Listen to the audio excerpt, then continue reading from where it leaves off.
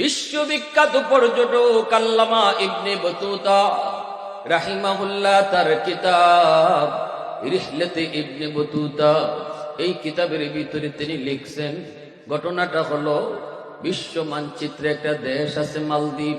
এই মালদ্বীপ শহরের কাছে একটা সাগরের মধ্যে সৌদি আরবের জাহাজ ডুবে গেল, সবগুলি যাত্রী মারা গেল। একজন হাফেজ কোরআনকে আল্লাহ বাঁচায় নিলেন, অল্প বয়সের একজন হাফেজ। ভাইরি, এখানেও যাদেরকে পাগড়ি দিলাম, 10 বছর 12 বছরের বাচ্চা, তার সিনায় 30 পারা কোরআন। এটা বাহাদুরি করার বিষয় নয়, এটা আল্লাহ পাকের একান্তই অনুগ্রহ আর দয়া।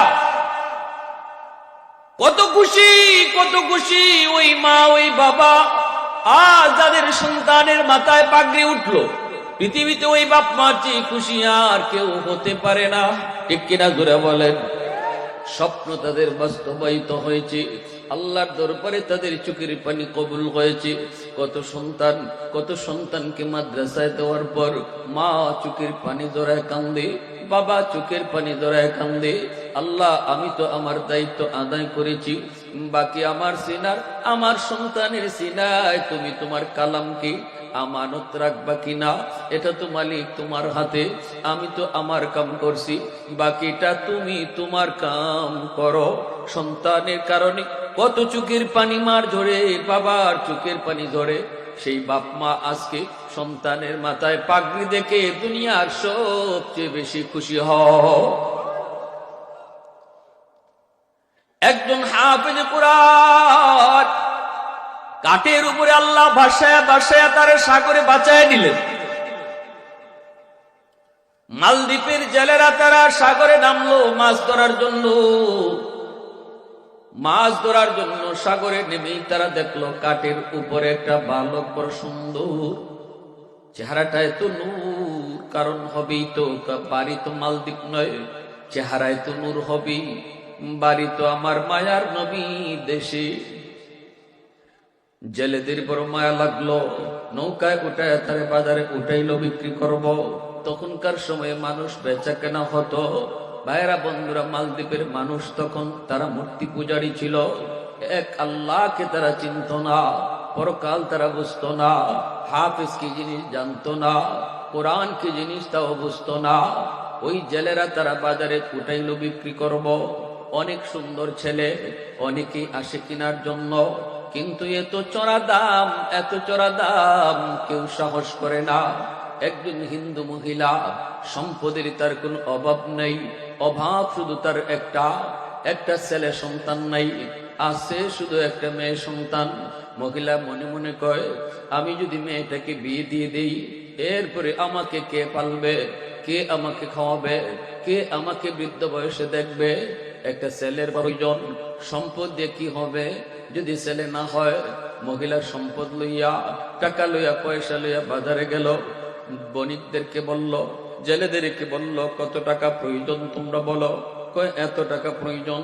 কয় নেও, টাকা নিয়ে যাও, ছেলেটাকে আমাকে দিয়ে দাও। মহিলা ছেলেটাকে কিনে আনলো। এইবার হাফেজ সাহেব একজন হিন্দু মহিলার ঘরে মা মা কয়ে ডাকে, সেও তাকে ছেলে বলে ডাকে। একটা মেয়ে আছে ওই মহিলার, মেয়েটাও হাফেজ সাহেবকে ভাইয়া কয়, সেও বোন কয়। এভাবেই চলছে, এভাবেই দিন যায় রাত যায়, আনন্দ এবং আরাম সবই পায়। হঠাৎ করে একজন হাফেজ কোরআন দেখতে পেল মহিলা কান্দে কান্দে, ডাক দিয়ে কয়, মা তুমি কেন কান্না করো? মহিলা কয়, বাজার, এই মালদ্বীপে প্রতি বৎসর নির্ধারিত তারিখে রাত যখন 12টা বেজে যায়, সাগর থেকে সিডোর হয়, সিডোর জলোচ্ছ্বাস হয়, পানি এসে মালদ্বীপকে ডুবায় দেয়, সব মানুষ মারা যায়, অনেক মানুষের ক্ষয়ক্ষতি হয়। এই অবস্থায় বাদশাহ জ্যোতিষীদেরকে বলল, জ্যোতিষীরা জ্যোতিষী বিদ্যা পড়ে বলো, গণকেরা গণনা করে বলো কেন এমন হয়। গণকেরা বলল, এটা খবিস জিনের কারসাজি, জিনে এমনটা করে। অতএব যদি এই ক্ষতি থেকে মালদ্বীপকে বাঁচাইতে হয়, জিনকে ভোগ দেওয়া লাগবে। বাদশা বলে, কিসের ভোগ একটু বলো। গণকেরা কয়, সাগরের পারে একটা রাম মন্দির, ওই রাম মন্দিরে যদি রূপসী কুমারী একটা মেয়েকে রাতের বেলা রেখে দেওয়া হয়, তাহলে সিডর হবে না, জলোচ্ছ্বাস হবে না। কিন্তু সকালবেলা মেয়েটাকে আর জীবিত পাওয়া যাবে না, এই মেয়েটাকে জিনেরা খেয়ে ফেলবে। বাদশা ঘোষণা দিল, বৃহৎ স্বার্থের দিকে খেয়াল করে ক্ষুদ্র স্বার্থের জলাঞ্জলি দাও। সুন্দরী কুমারী মেয়েদের তালিকা তৈরি করো, লটারি দেওয়া হবে, যার নাম উঠবে তারই আমরা মন্দিরে রেখে দিব।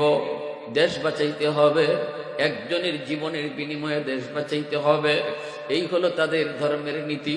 কিন্তু ইসলাম বলে কারো অপরাধ ছাড়া কোনো মানুষকে কখনো ক্ষতি করা যায়? হ্যাঁ,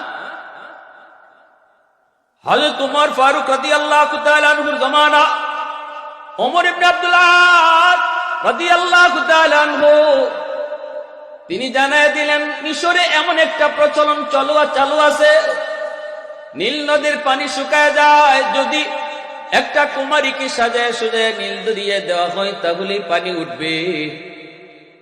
হযরত ওমর বলেন, অসম্ভব, থামায় দাও, এটা ইসলাম কোনোদিন অনুমতি দেয় না। ঠিক কিনা জোরে বলো? যেই মেয়েটাকে আজকে বলি দেওয়া হবে, যাকে আজকে এই নীল দরিয়ায় রাখা হবে, তার কি অপরাধ একটু বলো, আগে আমাকে তার অপরাধ জানাও। কেন তাকে এই রকম সাগরে ডুবাই দেওয়া হবে? অন্যান্য মানুষের উপকারের জন্য। কয়, তাহলে তো নীল দরিয়ায় পানি আসে না। হযরত ওমর বলেন, সেটা আমি দেখতেছি। তিনি চিঠি লিখলেন, এ নীল দরিয়া শুন, আমি ওমর তোর কাছে চিঠি লিখলাম, তুই যদি নিজের ইচ্ছায় তুই চলো তাহলে তোর পানির কোনো প্রয়োজন নাই, আর যদি তুই আমার আল্লাহর হুকুমে চলো তাহলে আমি চিঠি পাওয়ার লগে লগে তুমি পানি দাও। এই চিঠি নীল দরিয়ায় ফালাইতে দেরি, পানি উঠতে দেরি হলো না। একটু জোরে আওয়াজ দিয়া কও সুবহানাল্লাহ। প্রশংসা করব কার? আর একটু জোরে মালিকের নাম কার? ওয়াহদাতি